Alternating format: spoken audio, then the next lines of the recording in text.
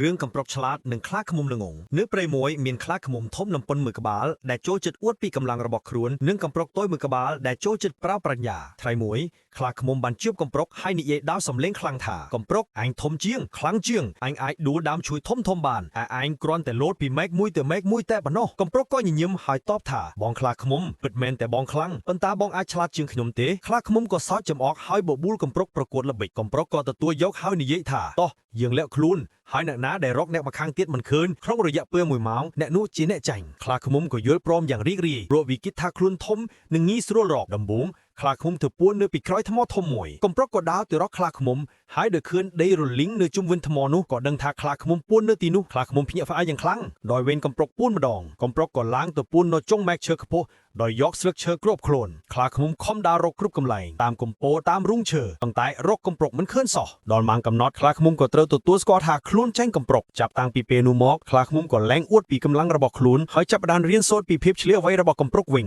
មេរៀនអប់រំភាពឆ្លៀសវៃនិងការគិតពិចារណាគឺសំខាន់ជាងកម្លាំងបាយទៅទៀត